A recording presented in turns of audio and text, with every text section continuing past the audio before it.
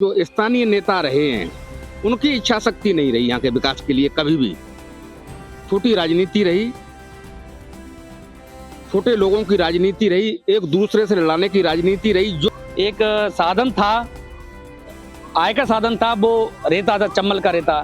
तो यहाँ पर अगर चम्बल को, रेता को लीगल कर दिया जाए, रॉयल्टी से कर दिया जाए, तो यहाँ के युवाओं को एक अलग से रोजगार प्राप्त हो सकता है। राजस्थान के पूर्वी छोर पर स्थित एक ऐसा जिला है जो सभी मामलों में समृद्ध है। मैं इसको डिफाइन नहीं कर सकता। यहाँ आर्थिक दृष्टिकोण से देखा जाए, प्राकृतिक संसाधन देखा जाए, टूरिज्म के, पर्यटन के दृष्टिकोण से देखा जाए, चाहे मैन पावर के रूप से देखा जाए, चाहे चंबल नदी इसके बीच में से बहती है, इसको देखा जाए, ड्रिंकिंग वाटर के दृष्टिकोण से देखा जाए। इसके साथ साथ में यदि थर्मल पावर प्लांट है, यहाँ का जो रेड स्टोन है वो वर्ल्ड फेमस है। आप समझिए कि राम मंदिर जिनकी ये बात कर रहे हैं, वहाँ भी यहाँ धौलपुर का स्टोन गया हुआ है। ये संसद की जो इमारत में बनी हुई है, लाल किला बना हुआ है, धौलपुर का स्टोन उसका यूज हुआ है। राय संसदीय क्षेत्र है, तो जो क्षेत्रीय सांसद हैं डॉक्टर मनोज राजौरिया, तो उनकी कहीं न कहीं ये कार्यशैली ऐसी रही है कि उस पर लगातार सवालिया निशान खड़े होते रहे, जो यहाँ का जिले का बुनियादी ढांचा है।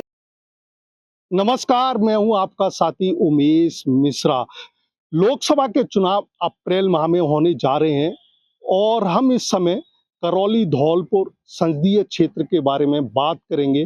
करौली धौलपुर संसदीय क्षेत्र चंबल के बेहड़, बागी, बंदूक और बजरी के लिए मशहूर है और देखा जाए तो यहाँ पर विश्वविख्यात रेड स्टोन है जो कि दम तोड़ रहा है।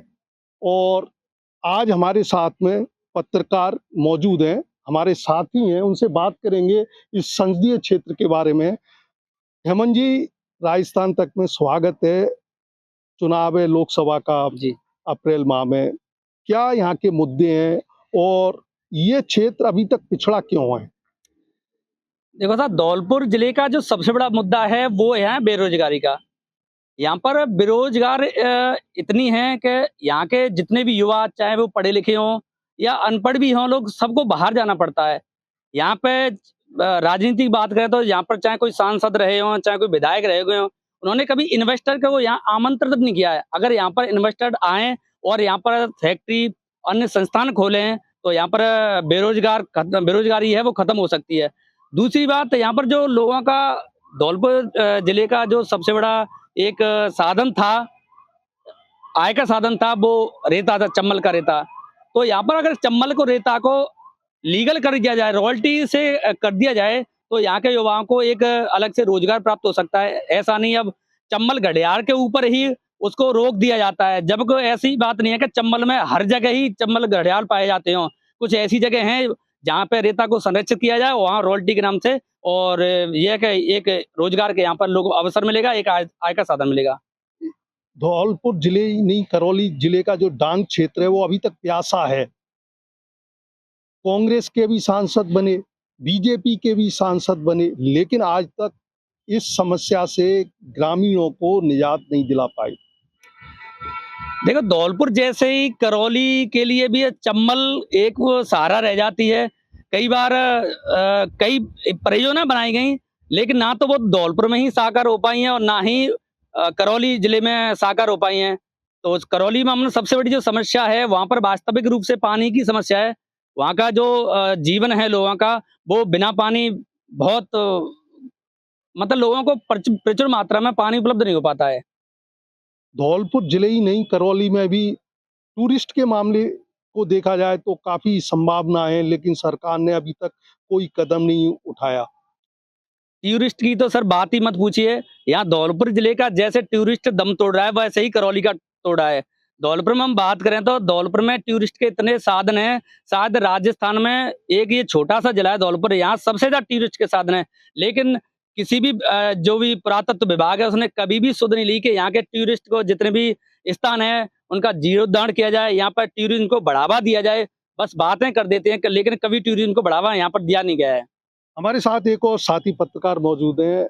आपका राजस्थान तक में स्वागत है। लोकसभा के चुनाव हैं अप्रैल में, तो देखा जाए तो धौलपुर जिला पहले 2008 तक बयाना क्षेत्र से जुड़ा हुआ था। 2009 में करौली संसदीय क्षेत्र नया बना और 3 चुनाव हुए, इसमें 2 बार बीजेपी ने जीत हासिल की है।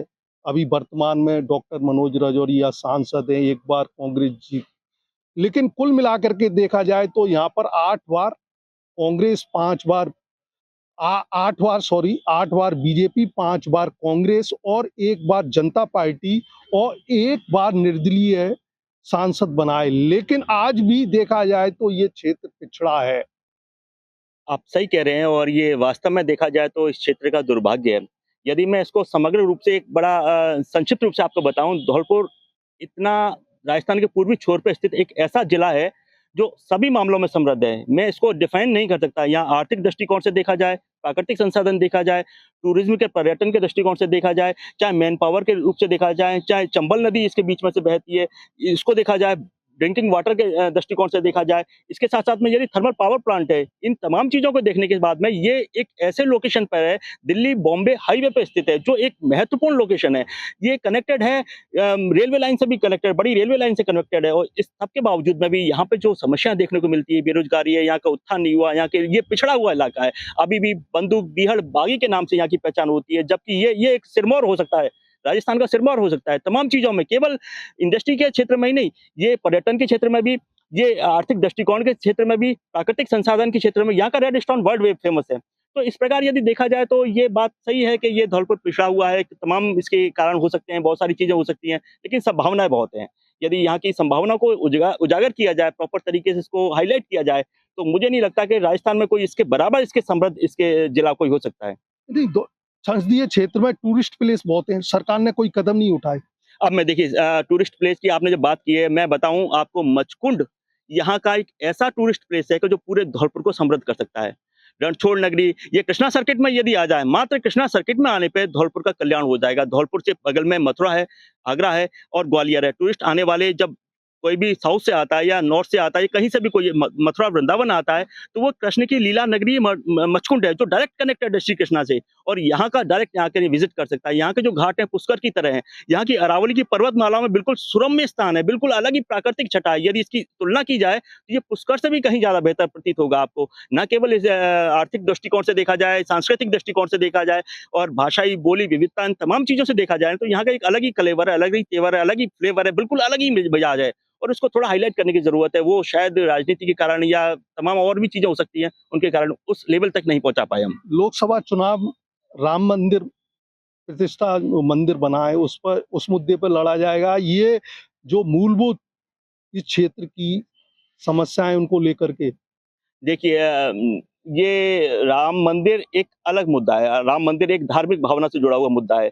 निस्संदेह ये राजनीति के अंदर महत्वपूर्ण स्थान रखता है। भारतीय जनता पार्टी इसके सारे सत्ता तक आई और इसी को चुनावों से जस्ट पहले ये एक बड़ा इवेंट का होना, ये इस बात को दर्शाता है कि राम मंदिर एक बड़ा मुद्दा होगा। लेकिन धौलपुर के लिए एक बड़ा मुद्दा यहाँ की बेरोजगारी भी है। धौलपुर के लिए एक बड़ा मुद्दा डांग क्षेत्र में जो संसदीय क्षेत्र बना हुआ धौलपुर, 2009 से धौलपुर करौली संसदीय क्षेत्र बना है। बावजूद इसके यहाँ पे भारतीय जनता पार्टी के भी सांसद रहे हैं, कांग्रेस के भी सांसद रहे हैं, जैसा इन्होंने पहले बताया। बावजूद इसके जो विकास होना चाहिए, डेवलपमेंट होना चाहिए, मूलभूत सुविधाएं, जो इंफ्रास्ट्रक्चर होनी चाहिए धौलपुर के अंदर, वो अभी तक देखने को नहीं मिली है। वो मुद्दा भी बहुत बड़ा मुद्दा है। यदि देखा जाए कि पर्यटन का एक मुद्दा, यहाँ के लोगों का रोजगार यहीं पे मिलना चाहिए, ये एक बड़ा मुद्दा हो सकता है। ये तमाम मुद्दे, बेरोजगारी एक बहुत बड़ा मुद्दा है। यहाँ के लोग, पढ़े लिखे लोग दूसरी जगह पे काम करने के लिए जाते हैं, जबकि यहाँ संभावना है, अपार संभावना है। यहाँ का जो रेड स्टोन है वो वर्ल्ड फेमस है। आप समझिए कि राम मंदिर जिनकी ये बात कर रहे हैं, वहां भी यहाँ धौलपुर का स्टोन गया हुआ है। ये संसद की जो इमारत में बनी हुई है, लाल किला बना हुआ है, धौलपुर का स्टोन उसमें यूज हुआ है। यहाँ का स्टोन एक अपने आप की क्वालिटी लिए रखा है। दूसरी चंबल की अगर आप देखें, चंबल का जो ड्रिंकिंग वाटर है, इसका पानी का जो शुद्धता है, वो गंगा की समान पवित्र है। यहाँ का जो डिजॉल्व ऑक्सीजन है वो बहुत शानदार लेवल की है। और यहाँ पे जो बजरी और रेता के जो अनुपम यहाँ आय का साधन हो सकता है। यानी मैं इससे पहले पत्रकारिता के साथ साथ में पर्यावरण से भी जुड़ा हुआ रहा हूँ और पर्यावरण के क्षेत्र में मैंने काम किया है। तो यहाँ जो चंबल रेता में जो उत्खनन होता है रेत का, यदि उसको सरकार उसको एक मापदंडों के अनुसार उसको थ्रेश और लिमिट के अंदर उसको खनन करने की अनुमति देती है, यानी कि जहाँ वाइल्ड लाइफ भी डिस्टर्ब नहीं हो और रेता का उत्खनन भी नहीं हो, रेता का उत्खनन भी हो जाए, यानी कि दोनों चीजें, आय का साधन भी बन जाए और पर्यावरण भी डिस्टर्ब नहीं हो। इस प्रकार की योजना लाने की जरूरत है। लोगों को संसाधन मिलेंगे, इसके साथ साथ आय का साधन बढ़ेगा। ऐसी तमाम चीजें, धौलपुर बहुत संभावनाओं से भरा क्षेत्र है। मुझे नहीं लगता मैंने इतनी जगह विजिट किया है धौलपुर के समान कोई संभावना वाला क्षेत्र हो, लेकिन दुर्भाग्य की बात है कि ये अभी उस लेवल तक नहीं उभरा है। इन्होंने पूछा था कि, आपने पूछा है कि राजनीति में क्या मुद्दा रह सकेगा। धौलपुर के क्षेत्र से तो बेरोजगारी, यहाँ के काम का अभाव, पानी की समस्याएं, डांग क्षेत्र में जो पिछड़ापन है, वो तमाम चीजें यहाँ के मुद्दे होने चाहिए। राम मंदिर निस्संदेह धार्मिक भावना से जुड़ा हुआ है, बड़ा मुद्दा है, कंप्लीट भी हो गया है, लेकिन ये मुद्दे अब शायद ज्यादा इम्पैक्ट करेंगे। लगातार 2 बार बीजेपी के सांसद हैं, उनका रिपोर्ट कार्ड क्या रहा है? क्या उन्होंने यहाँ पर विकास कार्य कराए हैं?